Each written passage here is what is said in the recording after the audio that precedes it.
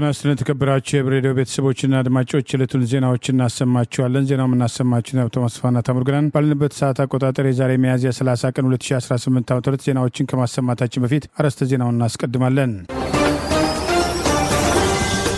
የፋኖ ደፈጣ ጥቃትና ድል፣ የትግራይ ካቢኔና ውጥረት፣ የአዲስ አበባው ግድያና ተቃውሞ፣ ዩኒቨርሲቲው አቤቱታ፣ ስጋትና የፈጠራ ወንጀላው፣ የአሜሪካ ፓስፖርት ስረዛ፣ የሱዳን ጦር እንቅስቃሴ የሚሉና ሌሎችም ወቅታዊ ዜናዎች አሉን። ዝርዝሩን ነው።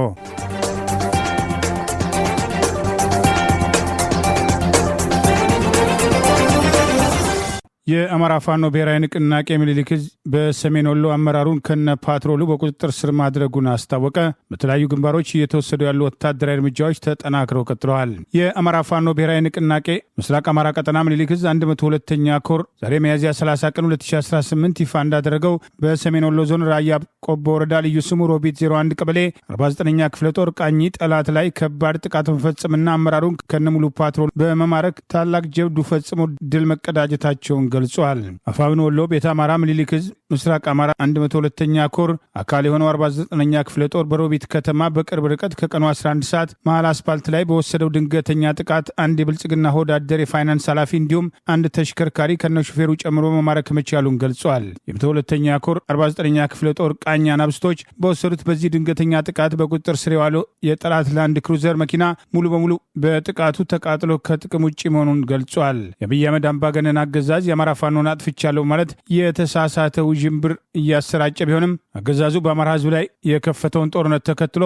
ፋኖን አጥፍቻለሁ በሚል ቀቢጸ ተስፋ በምርጫ ለማካሄድ የተለያዩ እንቅስቃሴዎች ላይ ቢሆንም ፋኖ ይህንን የጠላት እቅድ በማክሸፍ ላይ እንደሚገኘው መረጃ ጠቅሷል። የብልጽግና ብሪተኛና የፋሽስቱ አገዛዝ ላይ የአማራ ህዝብ የነጻነት፣ የእኩልነት፣ የፍትሐዊነት፣ የህገ መንግስት ጥያቄ በወርድና በቁመቱ ልክ የፖለቲካ ውክልና እስኪመለስ ድረስ ጥቃቱ ተጠናክሮ እንደሚቀጥል የ49ኛ ክፍለ ጦር ዋና ወታደራዊ አዛዥና ዘመቻ መሪ መግለጻቸውን አፋብን ምስራቅ አማራ ቀጠና ምኒልክ ዕዝ 102ኛ ኮር ህዝብ ግንኙነት መምሪያ ዛሬ ሚያዝያ 30 ቀን 2018 ባወጣው በዚሁ መረጃ ገልጿል። ይህ በእንዲህ እንዳለ አፋብን ምኒልክ ዕዝ 105ኛ ኮር 47ኛ ክፍለ ጦር አትሮንስ ሻለቃ ከደመቀ ስነ ስርዓት ምርቃት ማግስት ባንዳና ጎብዳጅ ላይ ማያዳግም እርምጃ ወስደው ድል መቀዳጀታቸውን ዛሬ ሚያዝያ 30 ቀን 2018 ይፋ አድርጓል። በዛሬው ዕለት ከመሃል ሳይንት ወረዳ ደንሳ ከተማ የአብይ አገዛዝ ብልጽግና አመራሮችና የምርጫ አስፈጻሚዎችን በዙ 23 ታጅቦ ወደ ባህር ዳር በመሄድ ላይ ያሉት የአትሮንስ ሻለቃ ቃኞች ወርቅ ማውጫ ከተማ ዳርቻ ላይ ድንገተኛ ጥቃት ሰንዝረው ድል መቀዳጀታቸውን አስታውቋል።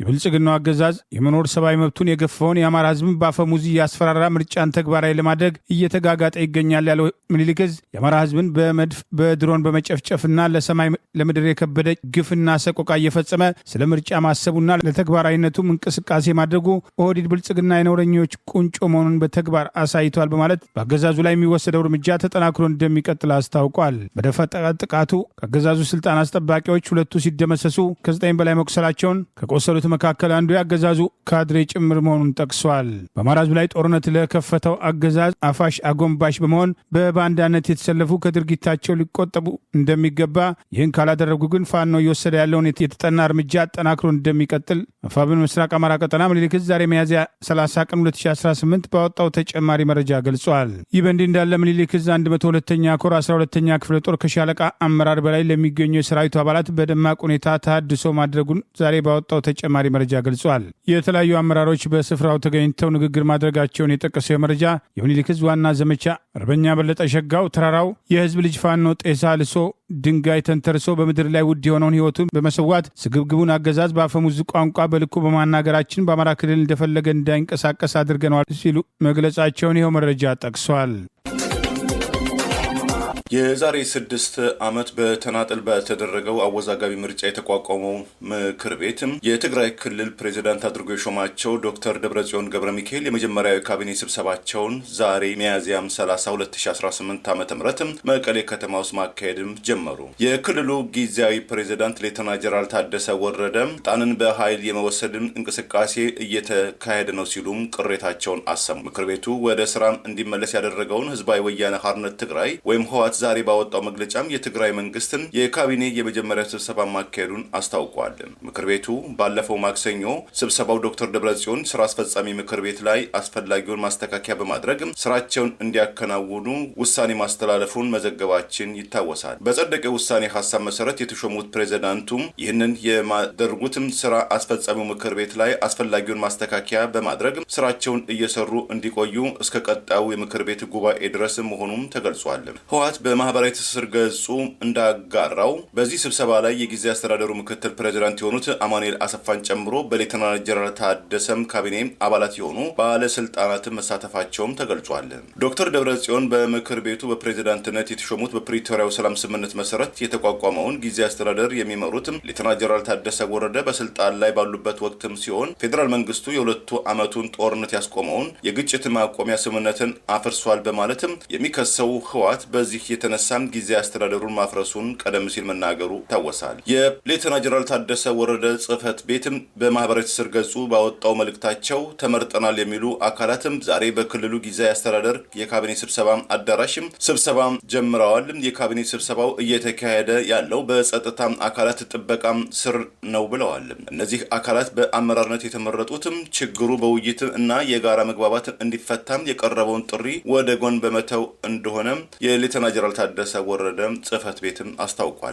የካቢኔ ስብሰባ መጀመሩ የዛሬው ቀን የቀጣይ አደገኛ መንገድ የተጀመረበት ዕለት እንደሚያደርገው በመግለጽም የሌተና ጀነራል ታደሰ ወረደ ጽህፈት ቤት አሳስቧል። በዚህ ምክንያት ለሚከተለው መዘዝም ተጠያቂው የጊዜ አስተዳደሩን ስልጣን በጉልበትም እንይዛለን ያለው ኃይል ነው ሲሉ የሌተና ጀነራል ታደሰ ወረደ ጽህፈት ቤትም በመግለጫው ላይ ጠቅሷል። ሌተና ጀነራል ታደሰም በዚህ እርምጃ ምክንያት የሚመጣውን መዘዝ ምን እንደሚሆን በመልእክታቸው ላይ አልጠቀሱም። በአዲስ አበባ ሽሮ ሜዳ አዲስ አበባ ፖሊስ ለጥያቄ ትፈልጋለህ ብለው በጠራው ወጣት ላይ በአደባባይ በግፍ ግድያ የፈጸመው ፖሊስ ተይዞ ለህግ እንዲቀርብ የአካባቢው ነዋሪዎች ተቃውሟቸውን አሰምተዋል። የአገዛዙ ባለስልጣናት ፍትህ የጠየቁ ነዋሪዎችን ማሳደድ መጀመራቸው ታውቋል። በአዲስ አበባ ከተማ ጉለሌ ክፍለ ከተማ ልዩ ስሙ ሽሮ ሜዳ ተብሎ በሚጠራው አካባቢ ተገኝ ባልቻ አሮሮ የተባለው ወጣት በትላንትና ዕለት ሚያዝያ 29 ቀን 2018 ዓ.ም ፖሊስ ጣቢያ ፊት ለፊት በአራት ጥይት በግፍ መረሸኑ ቁጣ አስነስቷል። የአካባቢው ነዋሪዎች ፍትህ እንፈልጋለን፣ ገዳዩ ለፍርድ ይቅረብ የሚል በባለስልጣናት ትዕዛዝ ጥያቄ ያቀረቡና በተቃውሞ ድምጻቸውን ያሰሙ ወጣቶች በፖሊሶች የተሳደዱ መሆኑ ታውቋል።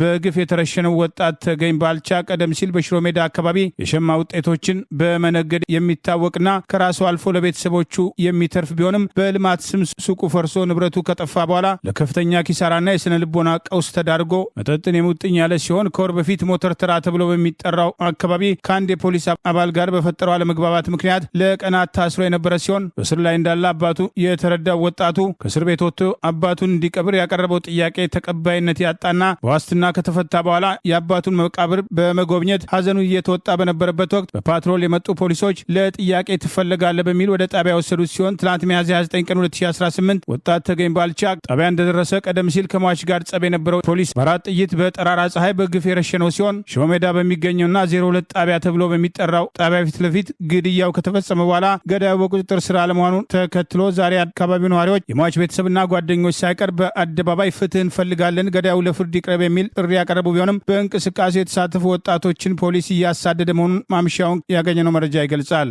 የጋሞ ብሔር ተወላጅ የሆነው ወጣት ለፍቶ አዳሪና ከራሱ አልፎ ቤተሰቦቹን የሚያስተዳድር ሲሆን ለጥያቄ ትፈልጋለህ በሚል ህግና ስርዓት አለ በሚል ወደ ጣቢያ ከሄደ በኋላ በግፍ በአደባባይ መረሸኑ ዛሬ በከፍተኛ ደረጃ ለተቃውሞ የወጡ የአካባቢው ነዋሪዎችን ተከትሎ ፖሊስ ገዳዩን ለፍርድ አቀርባለሁ፣ ህግና ስርዓት አስከብራለሁ ከማለት ይልቅ ለምን ድምጻችሁን አሰማችሁ ማለት ወጣቶችን በመደብደብ መንገድ በመዝጋትና በአካባቢው እንቅስቃሴ እንዲቆም ሽፋን በማድረግ የተወሰኑ ወጣቶችን ከማሰር አልፎ ምሽቱን ጭምር ግድያውን የተቃወሙትን እያሳደዱ መሆናቸውን ያገኘነው መረጃ ይገልጻል። ታዋቂው የሰብአዊ መብት ተሟጋች አቶ ያሬድ ኃይለማርያም ትላንት በአዲስ አበባ ሽሮ ሜዳ አካባቢ በፖሊስ ጥይት ተመቶ የተገደለው ወጣቱ ተገኝ ባልቻ ላይ የተፈጸመው የግፍ እርምጃ ማውገዝ ብቻ ሳይሆን ድርጊቱን የፈጸሙት ፖሊሶች በቁጥጥር ስር ውለው ፍርድ እስኪያገኙ ድረስ በጋራ ድምጻችንን ማሰማት አለብን የሚል ጥሪ አቅርበዋል። የቀድሞ ኦሮሚያ ክልል ካቢኔ አባል ዶክተር ሚልኬሳ ሚዳጋ በአሁኑ ወቅት የአዲስ አበባ ፖሊስ ኮሚሽን ምክትል ኮሚሽነር የሆነው ቶፊቅ መደድ፣ የፌዴራል ፖሊስ ኮሚሽን ኮሚሽነር ደመላሽ ገብረ ሚካኤል ባለፉት 8 ዓመታት በአብይ አህመድ የተሰጣቸውን ተልእኮዎች በመወጣት ይቃወሙኛል የሚሏቸውን በማፈን በማሰር በመግደል ከፍተኛ ወንጀል መፈጸማቸውን ከፖለቲካዊ ግድያ መካከል በአቶ ለማ መገርሳ ላይ ካደረጉት ያልተሳካ የተቀነባበረ ግድያ በተጨማሪ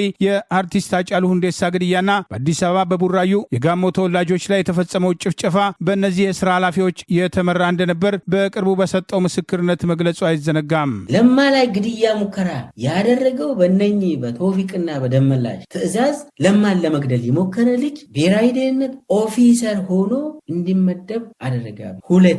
ሁለቴ ለማን ለመግደል ሙከራ ተደረገ። የሁሉ አሁን ልክ ለማ እንዳለው ለማን የሚጠብቅ ህዝብ ነው እንጂ ጠባቂዎቹ አይደለም። አንዱ ይሄ ነው። ለማን ለመግደል ስንት ጊዜ የሞከረ ግለሰብ ነው ቶፊቅ መደድ በአብይ ተልኮ። ይህንን ያዙልኝ። አንድ ሁለተኛው ደግሞ ጀዋር መሐመድን ነው። ጀዋር መሐመድን ለመግደል ለማስገደል መጀመሪያ በቤቱ ጀዋርን አስከብቦ ጀዋር ጮሆ ራሱን አዳነ። ያኔ በበላይነት ይህንን ግድያ የመሩ ከቤተ መንግስት ቶፊቅ እና ከደመላሽ ናቸው። ሁለቱ ናቸው ለመግደል ሙሉ በሙሉ አሁን ገዳዮቹን ያዘጋጀው ቶፊቅና ደመላሽ ናቸው ያዘጋጀው በአብይ ትእዛዝ። ይህ በእንዲህ እንዳለ ከ3 ቀናት በፊት በኦሮሚያ ክልል ምዕራብ ሐረርጌ ዞን መኢሶ ወረዳ ፋዮ በተባለ ቀበሌ በአካባቢው አመራር ላይ በሞተር ሳይክል ሲሄዱ አቧራ ቡነዋል በሚል በሚሊሻዎች ተተኩሶባቸው የተገደሉ 2 ታዳጊዎች መኖራቸው ተገለጸ። ታዳጊዎቹ ከ3 ቀናት በፊት ከቀኑ 5 ሰዓት አካባቢ በሞተር ሳይክል ወደ ሰርግ ቤት እየሄዱ በነበረበት ወቅት መገደላቸውን የጠቀሰው መረጃ ያሲን አብደላና ቀሮ ጉያ የተባሉት እነዚህ ታዳጊዎች በሞተር ሳይክል በሚሄዱበት ወቅት የአካባቢው የቀበሌ ሊቀመንበር አቶ አደም የተባለው ከሚሊሻዎች ጋር ቆመው እንደነበርና ህጻናቱ በሞተር ሲያልፉ አቧራ አስነስታቸዋል በማለት ሚሊሻዎቹ እንዲመቷቸው በሰጠው ትእዛዝ ተኩሰው እንደገደሏቸው ተገልጿል። ባካቸው ያለምንም ጥፋት የተገደሉትን እነዚህን ህጻናት መርዶ ለህዝብ አድርሱልን በማለት የአካባቢውን ጉዳይ የሚከታተሉ ወገኖች ፎቶግራፋቸውን በማስደገፍ ጥሪ አቅርበዋል። በኢትዮጵያ ውስጥ ባለፉት 5 ወራት የዋጋ ግሽበት ለመጀመሪያ ጊዜ በ2 ዲጂት መጨመሩም ተገለጸ። የነዳጅ አቅርቦት እጦትም፣ የዋጋ ንረትም፣ የሸቀጦች ዋጋ መጨመርም ገፊ ምክንያቶች መካከል ተጠቃሽ ሆነዋል። የነዳጅ ዋጋ መናር፣ የአቅርቦት እጥረትም እንደዚሁም የትራንስፖርት መስተጓጎል፣ የምግብና የትራንስፖርት ዋጋ በከፍተኛ ደረጃ ማሻቀቡ ለወትሮንም ኑሯቸው ለተጫጫናቸው ኢትዮጵያን ተጨማሪ ጫና መፍጠሩም ተገልጿል። አፍሪካን ኢኮኖሚ ኢንክ በካሄደው ዓመታዊ ዳሰሳ ባለፈው መጋቢት ወር ላይ 9.4 ከመቶ የነበረው የዋጋ ግሽበት ባለፈው ሚያዝያ ወይም በፈረንጆቹ አፕሪል 2026 ወደ 11.7 ከመቶ በ2 ዲጂት ማሻቀቡንና በአፍሪካ አህጉር ውስጥ ፈጣን የኢኮኖሚ እድገትም እያስመዘገበች ነች በምትባለው ኢትዮጵያ ውስጥ ከፍተኛ አሉታዊ አንድምታ ይኖረዋልም ብሏል። በመካከለኛው ምስራቅ በአሜሪካና በእስራኤል በኢራን ላይ እየወሰዱ ባለው ወታደራዊ ኦፕሬሽን ኢራንም እየወሰደችው ባለው አጠፋይ እርምጃ መካከል የተቀሰቀሰው ጦርነትን ተከትሎ በዓለም ላይ በነዳጅ አቅርቦት መስተጓጎል በኢትዮጵያ ውስጥ የነዳጅ ዋጋም ባለፉት 4 ሳምንታት ውስጥ ብቻም የ35 ከመቶ ጭማሪ ማሳየቱ፣ ይህም በትራንስፖርት በምግብ ዋጋም አስደንጋጭ የዋጋ ንረት ማሳየቱ በነዳጅ ማደያዎችም አካባቢ ለቀናት ያህል ወረፋ መጠበቅ ለበርካታ አሽከርካሪዎችም ዕለታዊ ግዴታ መሆኑን ተመልክቷል። መቀመጫውን በአዲስ አበባ ከተማ ያደረገው የምጣኔ ሀብት አማካሪ የሆነው ሴፈስም ግሮዝ ካፒታል በሰጠው አስተያየትም በኢትዮጵያ ውስጥ በቅርቡ የታየው የዋጋ ግሽበትም የኢትዮጵያ ኢኮኖሚ ከውጭ በሚመጣ የነዳጅ አቅርቦትም የቱን ያህል ጥገኛ መሆኑን ያመላክታል። ነዳጅ ማለትም የሁሉም የኢኮኖሚ የትራንስፖርትና የሎጂስቲክም ሰንሰለቶች የደም ስር መሆኑን ያሳያልም ብሎታል። በኢትዮጵያ ውስጥም ከ5 ወራት ወዲህም የ2 ዲጂት የዋጋ ግሽበትም ቢከሰትም የኢትዮጵያ ብሔራዊ ባንክ ግን የወለድም መስፈርቱን ወይም ኢንተረስት ሬት ግኝትን በ15 ከመቶ ላይ እንዲጸና ማድረጉ የኢኮኖሚም ተንታኞች በበኩላቸው የኢትዮጵያ ከውጪ በምታስገባው ነዳጅ ዋጋ መጨመርና ወጪዎች ምክንያት የንግድና የኢንቨስትመንት ተቋማት ላይ ብርቱ ፈተና ይደቀናል ሲሉም ስጋታቸውን ገልጸዋል። በአፍሪካ አህጉር በህዝብ ብዛቷም ከናይጄሪያ የምትከተለው ኢትዮጵያ በዚህ ዓመት የ10 ከመቶ የኢኮኖሚ እድገት እንደምታስመዘግብ ብትጠበቅም የትራንስፖርትና የኢነርጂ ዋጋ ማሻቀብ የአብዛኛው ኢትዮጵያ የሸማቾችን ኪስ ያሟጥጣል፣ ቢዝነሶች ላይም እንደዚሁ ቀላል የማይባል ዘገምተኛ እድገትን ሊያስከትል ይችላልም ተብሎ ስጋት እንዳለው ዘገባው ገልጿል። የደብረ ታቦር ከንቲባ አጃቢን ጨምሮ የደቡብ ጎንደር ብልጽግና ካድሬዎችና ያገዛዙ ዙፋን አስጠባቂዎች ላይ ፋኖ የወሰደውን ጥቃት ተከትሎ ድል መቀዳጀቱን አስታወቀ።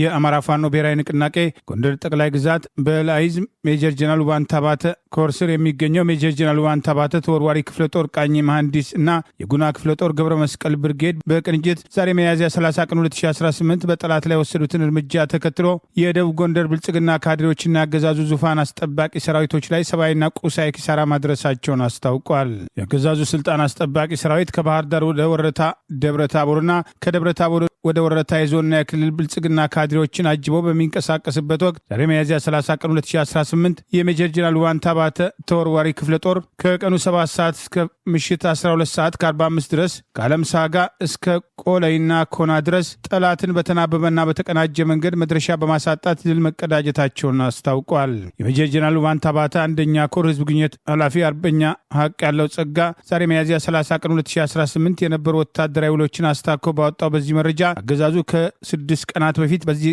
ቀጠና ለማለፍ ሞክሮ ተመሳሳይ ቁሳዊና ሰብአዊ ኪሳራ ያስተናገደ ሲሆን አገዛዙ አስቀድሞ ተወስዶበት በነበረው ጥቃትም የቀረ ኃይሉን ይዞ ወደ ባህር ዳርና አዲስ ዘመን ለመፈርጠጥ ተገዶ እንደነበር ገልጿል። በዛሬ ወደ ውጊያ የደቡብ ጎንደር አስተዳደር አቶ ጥላሁን ደጀን 3 አጃቢዎች ከፊሎቹ የተደመሰሱ ሲሆን 3ቱ ደግሞ ከባድ የመቁሰል አደጋ ማስተናገዳቸውን፣ 6 የካቢኔ ተሽከርካሪዎች ቁስለኛ ይዘው ደብረታቦር ሆስፒታል ማስገባታቸውን የደብረታቦር ከተማ ከንቲባ አቶ ደሴ መኮንንና አጃቢ ፖሊስ አበበ በፋኖ ጥቃት የቆሰሉ ሲሆን የጥላሁን ደጀኔ አጃቢዎች ተሸክመው ሆስፒታል ሲያስገቡ መታየቱን ጠቅሷል። የከንቲባው አጃቢ መቁሰሉን የጠቀሰው ይኸው መረጃ የደቡብ ጎንደር ብልጽግና ካድሬዎችና ያገዛዙ ዙፋን ጠባቂ ቅጥረኛ ሰራዊት በአማራ ፋኖ ከባድ ምት አስተናግደው ደብረታቦር ከተማ እንዲመሽጉ ማድረግ መቻሉን ሜጀር ጀነራል ውባንታ ባተ አንደኛ ኮር ህዝብ ግንኙነት ኃላፊ አርበኛ ሀቅ ያለው ጸጋ ባወጣው በዚሁ መረጃ ገልጿል። ይህ በእንዲህ እንዳለ ለእናንተ ስልጣን ሲባል አንሞትም በማለት ሰራዊቱ ከጊዜ ወደ ጊዜ ለፋኖ እጅ መስጠቱም የቀጠለ ሲሆን የሰሜን ምዕራብ እዝ ዋና አዛዥ የተባለው ሌተናንት ጀነራል ብርሃኑ በቀለ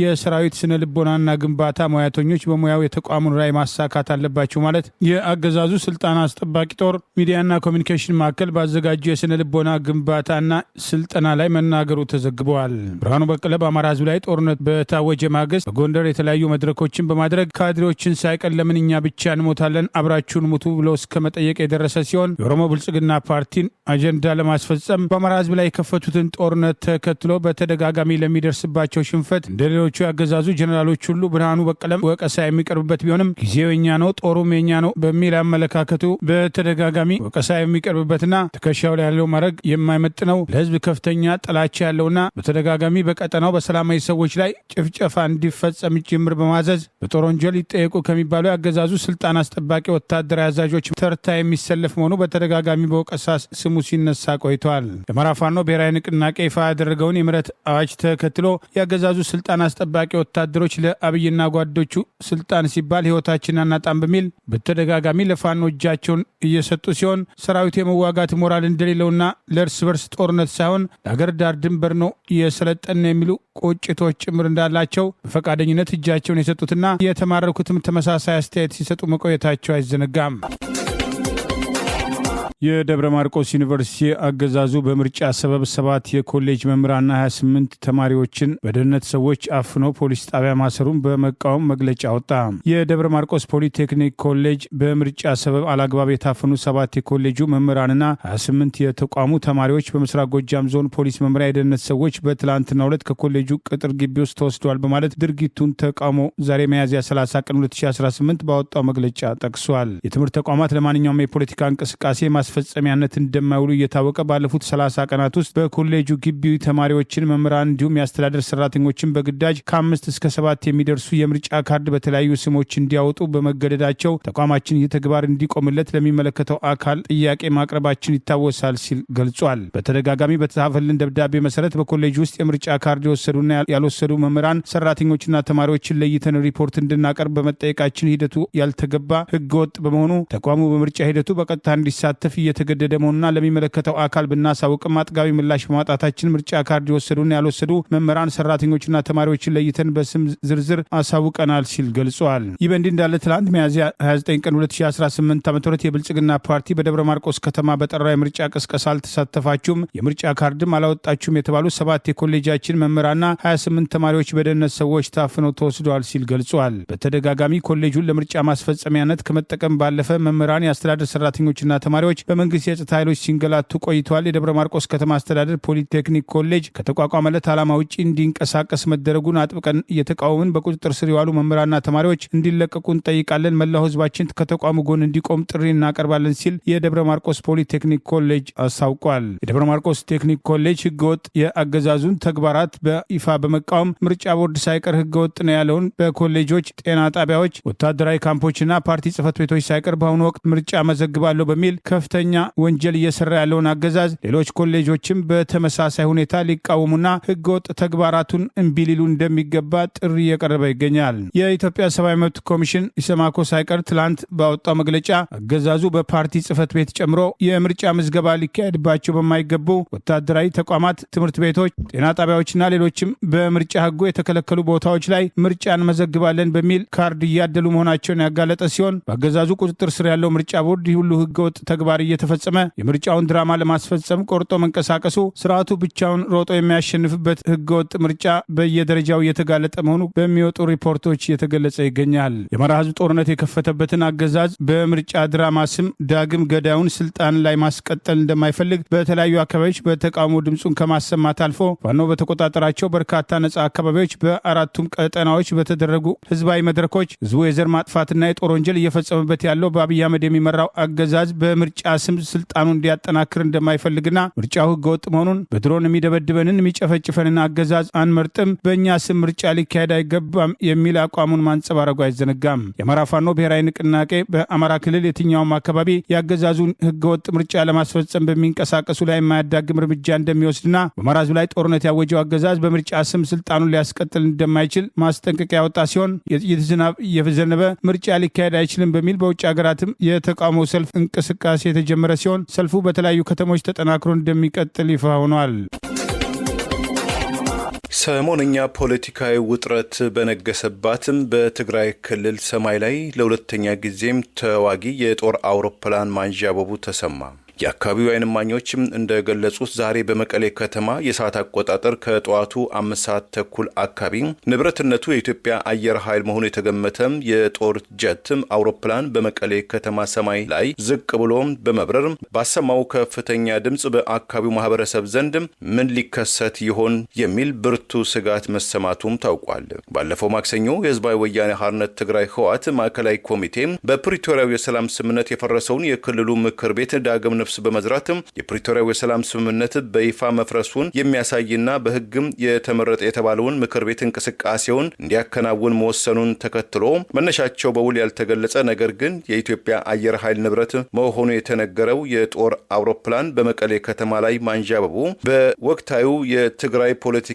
ትኩሳት ጋር ተዳምሮ በማህበረሰቡ ዘንድ ከፍተኛ ድንጋጤ መፍጠሩ ሰላማዊ ዜጎች በሚኖሩበት ከተማ ውስጥ ለምን የጦር አውሮፕላን ዝቅ ብሎ ያንዣብባል የሚል ጥያቄ ማስነሳቱን በወቅቱ መዘገባችን ይታወሳል።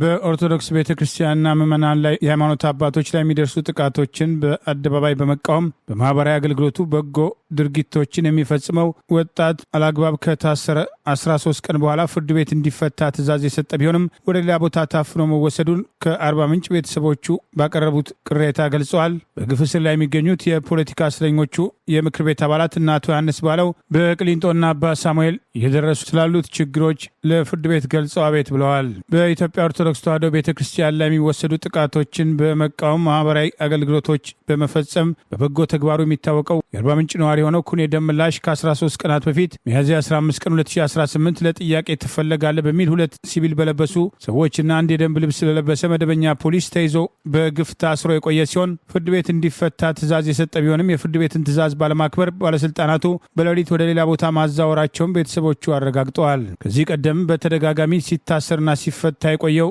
ኩኔ ደምላሽ በእምነቱ ሳቢያ የጥቃት ኢላማ በመሆን ለተደጋጋሚ እስርና የመብት ጥሰት መዳረጉን ከአካባቢው የወጣው መረጃ ገልጾ ሌሎች ሁለት የአርባ ምንጭ ከተማ ነዋሪዎች በተመሳሳይ ቀን ከኩኔ ደምላሽ ጋር ታስረው እንደነበር ቤተሰቦቹ ያረጋገጡ ሲሆን ከሌሎች ቤተሰቦች ጋር በመሆን የታሰሩበት ምክንያት በተደጋጋሚ ቢጠይቁም ምንም አይነት ምላሽ እንዳልተሰጣቸውም ገልጸዋል። ኩኔ ደምላሽ በአርባ ምንጭና አካባቢው እንዲሁም በተለያዩ የአገሪቱ አካባቢዎች የሚገኙና ድጋፍ የሚያስፈልጋቸውን አብያተ ክርስቲያናት ለመርዳት በማስተባበር ስራ የሚታወቅ ሲሆን ቤተሰቦቹ ላለፉት 13 ቀናት ምንም አይነት ክስ ሳይመሰረትበት በእስር ላይ መቆየቱን ፖሊሶቹ የአደራ እስረኛ ነው እያሉ እንደነበርና ከሁለት ቀናት በፊት ሚያዝያ 28 ቀን 2018 ፍርድ ቤት ቀርበው ከስር እንዲፈታ ትዕዛዝ የተሰጠ ቢሆንም የመውጫ ወረቀት እያስጨረሱ ባለበት ወቅት ከላይ ተደውሎናል በማለት የፍርድ ቤት ትዕዛዝ ሳያከብሩ ወደ ሌላ ቦታ በሌሊት እንደወሰዱትና ጊዲሎ ዞን ተወስዷል የሚል ነገር መስማታቸውን ገልጸው ፍትህ ጠይቀዋል። ኩኔ ደምላሽ በተደጋጋሚ በቤተ ክርስቲያን ተቋርቋሪነቱ ለእስርና እንግልት እየተዳረገ መሆኑን ከአካባቢ የወጣው መረጃ ይገልጻል። ይህ በእንዲህ እንዳለ በአገዛዙ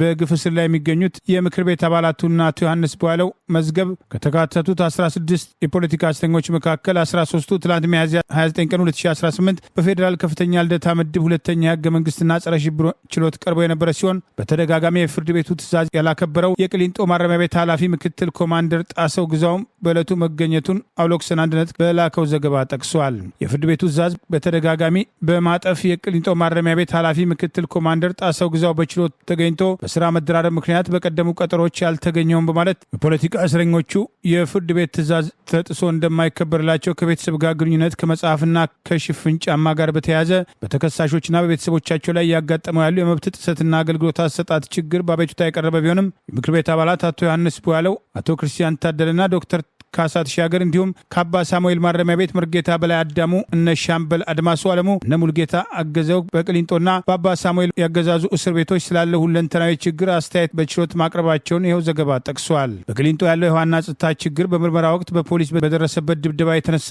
ታሞ በአእምሮ ህመም በአማኑኤል ሆስፒታል የሕክምና ክትትል ላይ የሚገኘው አማረ መለስና ሌሎች የአካል ጉዳት የደረሰባቸው ዳሰኘው ክበብ፣ ሸጋው ሙሀባ፣ ስንታየው ንጋቱና ሌሎች የዕድሜና ተያያዥ ችግር ያለባቸው የፖለቲካ እስረኞች ከአባ ሳሙኤል ይልቅ ደህንነታቸው ሊጠበቅና ቤተሰብ ሊጠይቃቸው በሚችልበት ወደ ቅሊንጦ ማረሚያ ቤት እንዲዘዋወሩና ሌሎችም ጥያቄ ማቅረባቸውን ይኸው ዘገባ ጠቁመዋል። ፌዴራል ፖሊስ ከፖለቲካ እስረኞቹ ቀምቶ የወሰደውን ንብረት አላቅም ብሎ የካደ ሲሆን አንዳንድ በፍርድ ቤት እንዲፈቱ ትዕዛዝ የተሰጣቸውም ወደ ፌዴራል ፖሊስ ዋና ጽሕፈት ቤት ሄደው የተወሰደባቸውን ንብረት ሲጠይቁ እያሰረና እያንገላታቸው እንደሚገኝ ታውቋል። ፍርድ ቤቱ የሰጠው ትዕዛዝ አፈጻጸም ሂደት ለመከታተል በሚል ለግንቦት 28 ቀን 2018 ተለዋጭ ቀጠሮ መስጠቱን አውሎክሰን አንድነት በላከው በዚሁ ዘገባ ጠቅሷል።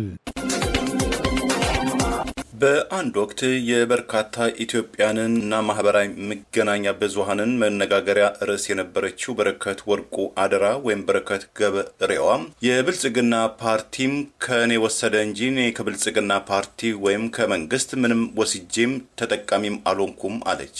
ተበዳይ ዝም ካለም ተከሳሽ ይሆናል በሚል ርዕስም ሀገሬ ኢትዮጵያ እኔ ላቤን አልነበረም የሰጠው ሽብደሜን ነው እኔ አስረውኝ በስሜም ለሸጡትም ነዳጅኔን ተጠያቂ ማድረግም ግፍም ነው ስትል ገልጻለች።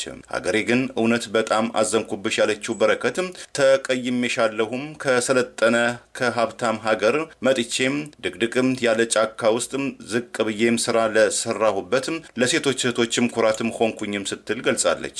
3 ትምህርት ቤቶችን መገንባቷን አቅመ ደካማ ህጻናትና 55 ሚሊዮን ብር አውጥታም አረጋውያንን መጦሯን የገለጸችው በረከትም የፌዴራል ፖሊስ በስራ ላይ እያለች የተጎዱ አባሎቻቸውን በአቅሚዋ ደግፋም ሀገሬም ስትፈልገኝ አጠገቧ ቆምኩኝ፣ የቦረና ድርቅ ላይ ነበርኩኝ፣ የጎፋም የመሬት መንሸራተት ላይም ተሳትፌያለሁም ብላለች። እናቶችና ህጻናት በነጻ የሚታከሙበትም ክሊኒክም መገንባቷን የገለጸችው በረከትም ለመስኪኑ ወገኖቼም አበርክቻለሁ፣ መስኪኑ ማህበረሰብ በኑሮ ውድነትም እንዳይንገላታ የሚችለውን አደረኩኝ፣ ይህ ውሸትም ነው ሀገሬ እስቲ ልጠይቅሽም ስትልም ጠይቃለች። ለምን በውሸትም ከሰሽኝ ከመንግስትም ጎን የቆምኩትም እኮ የተሻለችም ኢትዮጵያ ለኢትዮጵያ ያለው በሚል ተስፋ እንጂ ስላገኘው ስለተጠቀምኩኝ አይደለም ስትል አቋሟን ገልጻለች። ብልጽግናም ከኔ ወሰደ እንጂ እኔ ከብልጽግና ሆነ ከመንግስትም ምንም ወስጄም ተጠቃሚም አልነበርኩም ስትልም በማህበራዊ ትስስሯ ገጻ ላይ ያሰፈረችው መረጃ ይገልጻል። አንድ ስንዝር የከተማ መሬት እንኳን ጠይቄም ወስጄ አላቅም ያለችው በረከት ገበሬዋም ሀገሬ እውነት በጣም ተቀየምኩሽም፣ ከጉድለቴም ሰጠውሽ እንጂ አንድ ብርም አልነተኩሽም፣ በነፍሴም እምላለው እግዚአብሔር ይመስክርብኝ እንዳልሰራም ከፈለኩኝ ካላስፈለገኝ ምናልባትም ከነሙሉ ክብሬ ወደ መጣሁበትም ብትሸኝኝ ያለ ስሜ ስም ሰጠሽኝ፣ እኔ ረግሜሽም ከዚህ በፊትም ብዙ ጀግኖች ብዙ የደከመውልሽም ውለታቸውን ስለበላሽም ረግመውሻል፣ ያ በቂ ነው ስትልም ምሬቷን ገልጻለች። የልጆች እናትም እንደሆነች የገለጸችው በረከትም ህግም እንዲያስከብሩ ህዝብና መንግስትም አምኖ ያስቀመጣቸው ግለሰቦች በሴትነት ክብሬ መጡብኝ፣ ሰው ሀገር ለፍቼ ያመጣሁትን ገንዘቤን ያለ አግባብም ቀሙኝ፣ ሀገሬም ለኔ ይሄ ይገባኛል ስትልም ጠይቃለች። የራሳቸውን የሚዲያ ሰራዊትም አዘነቡብኝ፣ ፍርድ ቤትም 14 ጊዜም ቀርብ ያለው 7 ጊዜያት ዳኞች እንድፈታም ቢያዙም እነዚህ ሀገር የመጣሁት ህግም እና መንግስትም አለ ብዬ ነው ስትልም በመግለጽም ማክበር የሴቶችን ቀን ሳይሆን ራሳቸውን ሴቶችን ነው ስትልም አቋሟን ገልጻለች። ይህ በዚህ እንዳለ የፌዴራል ፖሊስም በረከት ወርቁን ጨምሮ 4 ሰዎችን በከባድ የሙስና ወንጀል እጠረጥራቸዋለሁ አፋልጉኝ ሲል በምስልና በስም አስደግፎ መረጃም አጋርቷል። በአማራ ህዝብ ላይ ይፋ ጦርነት አውጆ ከፋኖ ጋር እየተዋጋ የሚገኘው አገዛዝ ከተማ ውስጥ ውጊያ ልታደርጉ አቅዳቸዋል በማለት በማንነታቸው ሳቢያ ያሰራቸው ላይ አዲስ የሀሳብ ድርጅት ፈጥሮ ውንጀላ ማቅረቡ ታውቋል። ተለዋጭ ቀጠሮ ተሰጥቷል። በአማራ ህዝብ ላይ ትጥቅ አስፈታለሁ፣ ትጥቅ ብቻ ሳይሆን ቀበቶ እናስፈታለን በሚል እብሪት ጦርነት ያወጀውና ዛሬም ሰላማዊ ሰዎችን እየጨፈጨፈ የሚገኘው አገዛዝ ከፋኖ ጋር እያደረገ ያለውን ውጊያ ተከትሎ ያስበውን የ3 ወር ወታደራዊ ድል በ3 ዓመት ማምጣት ያልቻለና ዛሬም ሰላማዊ ሰዎችን የጥቃት ኢላማ ቢያደርግም በአማራ ማንነታቸው ሳቢያ አዲስ አበባን ጨምሮ የጥቃት ኢላማ በማድረግ በግፍ የሚያስራቸው ላይ የሚያቀርበው የፈጠራ ወንጀል ከጊዜ ወደ ጊዜ እያደገ መምጣቱን የሚያሳይ መረጃ ወጥቷል። ሰሞኑን በአዲስ አበባ በግፍ ታስረው የሚገኙ 11 የአማራ ብሔር ተወላጆችን የከተማ ውጊያ ለማድረግ አቅዳቸዋል የሚል የፈጠራ አዲስ ድርጅት አስተዋውቋል። ከፋኖ ታጣቂዎች ከኤርትራና ከሱዳን ጀነራሎች ጋር ግንኙነት በመፍጠር በአዲስ አበባ የሽብር ጥቃት ለመፈጸም አቅደዋል የተባሉት እነዚህ በአማራ ማንነታቸው ሳቢያ በግፍ የታሰሩ 11 ተጠርጣሪዎች ከ4 ቀን በፊት ሚያዝያ 26 ቀን 2018 ዓ.ም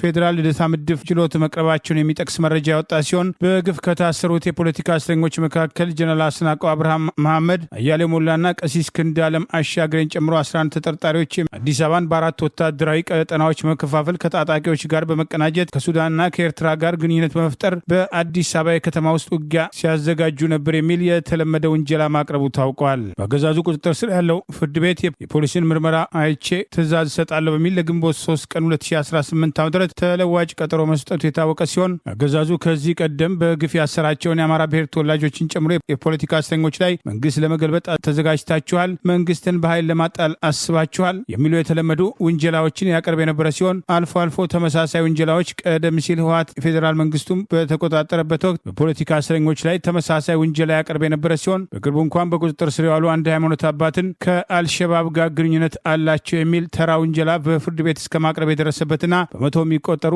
የድምፃዊ ቴዎድሮስ ካሳሁን አዲሱን ዳስጣል ሙዚቃ አድምጠዋል በሚል በግፍ የታሰሩ ወጣቶችን ሳይቀር ከአልሸባብ ጋር ግንኙነት አላቸው የሚል ውንጀላ በቅርቡ አቅርቦ ጊዜ ቀጠሮ መቀበሉና ዛሬም ወጣቶቹ በግፍ እስር ላይ መሆናቸው አይዘነጋም። ጠቅላይ ሚኒስትር አብይ አህመድ ስልጣን ላይ በወጡ ማግስት ዜጎችን አላግባብ ማሰር፣ ጥፍር መንቀል፣ መደብደብ የእኛ የአሸባሪዎች ተግባር ነው፣ ህዝቡ ይቅርታ አድርጎልናል፣ ከዚህ በኋላ እንዲህ አይነቱ ተግባር አይደገምም ያሉ ቢሆንም የፈጠራ ክሱም በህገ ወጥ መንገድ አስሮ መደብደብና ማሰቃየቱ በግፍ መግደሉ ተጠናክሮ መቀጠሉን ተከትሎ አሸባሪዎቹ አገር እየመሩ ፍትህ መጠበቅ ዘበት ነው የሚሉ አስተያየቶች መስማት እየተለመደ መጥተዋል። አገዛዙ የሚያቀርባቸውን የፈጠራ ወንጀሎች እንዲያምኑ በግፍ ያሰራቸውን የፖለቲካና ህሊና እስረኞችን በመደብደብ በማሰቃየት የለጠፈባቸውን ወንጀል አምነው እንዲቀበሉ በተደጋጋሚ እስር ቤቶች የማሰቃየት ተግባር እንደሚፈጽም ተደጋግሞ ሲጠቀስ ቆይተዋል። ሽብር ስልጣን ላይ ለመቆየት ይህ ህገ መንግስታዊ በሆነ መንገድ ኃይል መጠቀምን ይጨምራል። ለምሳሌ ህገ መንግስቱ የደህንነት ተቋማት መከላከያውን ጨምሮ ከፓርቲ ገለልተኛ ሆነው ህግና ሀገር የሚጠብቁ መሆን አለባቸው ብሎ ያስገድዳል። ህገ መንግስቱ በፍርድ ቤት የታሰረ ሰው ግረፉ፣ ጨለማ ቤት አስቀምጡ ይላል አይልም። መግረፍ፣ ጨለማ ቤት ማስቀመጥ፣ አካል ማጉደል የኛ የአሸባሪነት ተግባር ነው። ይሄን ህገ መንግስታዊ ያልሆነ ድርጊት በእያንዳንዱ ቀበሌ፣ በእያንዳንዱ ወረዳ፣ በእያንዳንዱ ዞን ሲፈጸም ቆይቷል። በፌዴራል መንግስት ብቻ ሳይሆን በሁሉም ቀጠናዎች የሰብአዊ መብት ኮሚሽን ያጠናው ሪፖርት ታውቃላችሁ። የየወረዳው ፖሊስ ሲገርፍ ነበር። ይህ ህገ መንግስታዊ ነው። አሸባሪ ነው እሱ ፖሊስ። ለዚህ ደግሞ ኢህአዴግ በግልጽ ይቅርታ ጠይቋል። ህዝቡን አጥፍቻለሁ በድያለሁ ብሎ እኔንም እግዚአብሔር ይስጣችሁና ጠቅላይ ሚኒስትር ስትሉኝ እዚህ ቆሜ ይቅርታ ጠይቄያለሁ። በዚህ ጉዳይ ምን ማለት ነው? ጥፋት ነበረ ማለት ነው። የአሜሪካ አስተዳደር የአሜሪካ ፓስፖርት ይዘው ለልጆቻቸው ድጎማ ወይም ቻይልድ ሰፖርት መክፈል ያልቻሉ ያላቸውን ወላጆችም ፓስፖርታቸውን መሰረዝ ዛሬ እንደሚጀምር ገለጸ። የአሜሪካ የውጭ ጉዳይ መስሪያ ቤትን ጠቅሶ አሶሲየትድ ፕሬስ እንደገለጸው ለልጆቻቸው መክፈል የነበረባቸውን የህፃናትም ድጎማ ወይም ቻይልድ ሰፖርት መክፈል ያልቻሉ ከ100 ሺህ የአሜሪካን ዶላር በላይ ዕዳ ያለባቸው የተባሉ ከ2700 በላይ የአሜሪካ ፓስፖርት ባለቤቶችም ከዛሬ አርብ ጀምሮ ፓስፖርት ቸው መነጠቅም ይጀምራል። አሶሲየትድ ፕሬስ ከውጭ ጉዳይ መስሪያ ቤት ከጤና ዲፓርትመንትና ከሰው ኃይል ክፍል የተገኙ መረጃዎችን አጣቅሶ እንደዘገበው ካለፈው የካቲት ወር ጀምሮ ወሬው በጭምጭምታም የተሰማ ሲሆን ይህ መረጃ በቀጣይነትም ለልጆቻቸው ድጎማ ወይም ቻይልድ ሰፖርት ማዋጣት የነበረባቸው ነገር ግን ከ2500 የአሜሪካን ዶላር በላይ ዕዳ ያለባቸው የአሜሪካ ፓስፖርት ባለቤቶች የሆኑ ወላጆችም ፓስፖርታቸውን ሊሰረዝ እንደሚችል የአሜሪካ የውጭ ጉዳይ መስሪያ ቤት መረጃዎች ገልጿልም ብሏል። የዚህ እርምጃ ሰለባ የሚሆኑ ወላጆችም ቁጥር ለጊዜው በግልጽም ያልተገለጸ ሲሆን ነገር ግን በሺዎች የሚቆጠሩ የአሜሪካ ፓስፖርት ባለቤት የሆኑ የመንግስት ዕዳ ያለባቸው ወላጆችም የዚህ እርምጃ ተጠቂዎች ሊሆኑ ይችላሉ ሲል የአሜሪካ የጤናና ሰብአዊ አገልግሎት DHS ማጣራት መጀመሩን ኤፒም ገልጿል። በአዲሱ የአሜሪካ የውጭ ጉዳይ መስሪያ ቤት የፓስፖርት ንጥቂያ ውስጥም ለጊዜው በቅድሚያ ተጠቂ የሆኑት ወላጆችም የአሜሪካ ፓስፖርታቸው ጊዜያዊ መጠናቀቁም ለፓስፖርት እድሳትም የሚጠይቁ ወላጆችም ሲሆኑ የፓስፖርት መጠየቂያ ሰነዳቸው ወዲያውኑ እንደሚሰረዝም የውጭ ጉዳይ መስሪያ ቤትም አስታውቋል። የአሜሪካም የውጭ ጉዳይ የኮንስለር አገልግሎት ምክትል ጸሐፊ የሆኑት ሞራላም ናዴር ከአሁን በኋላ መደበኛ አመለካከት ወይም ኮመን ሴንስ በመከተል እነዚህ የህፃናት ድጋፍ መክፈል የሚጠበቅባቸው ወላጆችን በአግባቡ እንከታተላለን። ዕዳቸውን መክፈል ሲችሉ አሜሪካ የሰጠቻቸውን የአሜሪካ ፓስፖርት ባለቤትነት እድሎችን ዳግም ይሰጣቸዋል። ይህንን እርምጃም የምንወስደው ለልጆቻቸው መሰጠት ስለነበረው ዕዳ መክፈል ያልቻሉ የአሜሪካ ህግም ተገዢ ያልሆኑ ወላጆች ወደ ህጋዊ መስመር ለማስገባት ነው ብለዋል። የአሜሪካ አስተዳደር ከቻይልድ ሰፖርት ጋር መክፈል የነበረባቸውን ባለፉት 5 ዓመታት ዕዳ መክፈል ያልቻሉ ከ24000 በላይ ወላጆችን ጨምሮ ካለፈው 1998 የአውሮፓ ቁጥጥር ወዲህም 657 ሚሊዮን የአሜሪካን ዶላር ያልተከፈለ ዕዳ ማሰባሰቡን ወይም ማስከፈሉም ተገልጿል። የህፃናት ድጎማ መክፈል ሳይችሉ በውጭ ሀገራት የሚገኙ የአሜሪካ ፓስፖርት የያዙ ወላጆችም በአቅራቢያቸው የሚገኝ የአሜሪካ ኤምባሲ ወይም ቆንጽላን በማነጋገር የአስቸኳይ የጉዞ ሰነድ በመጠየቅ ወደ አሜሪካ መመለስ እንደሚችሉ የውጭ ጉዳይ መስሪያ ቤቱ ማስታወቁን ኤፒ በዘገባው ላይ ጠቅሷል። የሱዳን ጦር በምዕራብ ኢትዮጵያ ቤንሻንጉል ጉሙዝ ክልል አዋሳኝ በሆነው በብሉ ናይል ግዛት እንደዚሁም ከአማራ ክልል ጋር በሚዋሰነው አወዛጋቢው የአልፋሽጋም የድንበር አካባቢዎች ላይ ተጨማሪ ሰራዊቱንና የአየር መከላከያዎቹን እያሰማራ መሆኑ ተዘገበ። ብሉምበርግ የዜና አገልግሎት እንደዘገበው የሱዳን ጦር በኢትዮጵያ ድንበር አቅራቢያ በሚገኘው ብሉ ናይል ግዛት ተጨማሪ ወታደሮች የአየር መከላከያ መሳሪያዎችን ማሰማራቱን ገልጿል። የሱዳን ጦር ኃይሎች ጠቅላይ ኢታማዦር በቅርቡ በግዛቲቱ ያደረጉትን ጉብኝት ወታደራዊ አመራሮች የጸጥታ ጥበቃውን ይበልጥ ለማጠናከር ቃል መግባታቸውን ተከትሎ የሱዳን ጦር ኃይሎች ሜጀር ጀነራል ዛፊር ኡመር በአካባቢው አዲስ እንቅስቃሴ አለ ሲሉ ለዜና አገልግሎቱ ገልጸዋል። በተመሳይ ሱዳን ትሪቢዩን እንደዘገበው የሱዳን ኃይሎች ከኢትዮጵያ ጋር በሚዋሰነው የጋዳሪፍ ግዛት ውስጥ በሚገኙት በምስራቅ ጋላባት፣ በባሱንዳም እንደዚሁም በታላቁና በትንሹ አልፋሽካም አካባቢዎች ያሰማሩትን ጦራቸውን አጠናክረዋልም ብለዋል። የዜና አውታሩ የጠቀሳቸው ወታደራዊ ምንጮች እንደገለጹለት በድንበሩ አካባቢ የተጀመረውን የጸጥታ ጥበቃ እርምጃ አካል የሆነው ይህ ተጨማሪ ወታደሮች ወታደራዊ ቁሳቸውን ወደ ስልታዊ ቦታዎች የማጓጓዝ ተግባር የተጀመረው ከሳምንቱ አጋማሽ እንደሆነም ተገልጿል።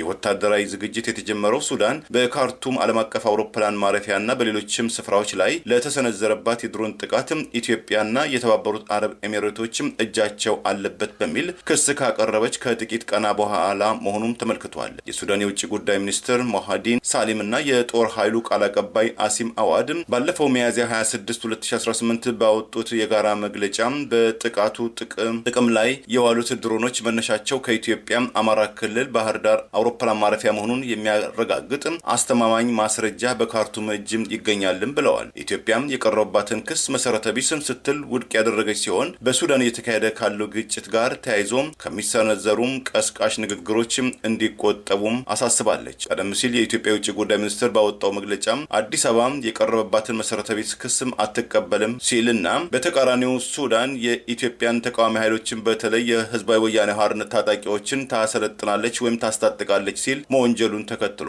ህዝባዊ ወያኔ ሓርነትም በወቅቱ አጸፋዊ ምላሽ መስጠቱን መዘገባችን ይታወሳል።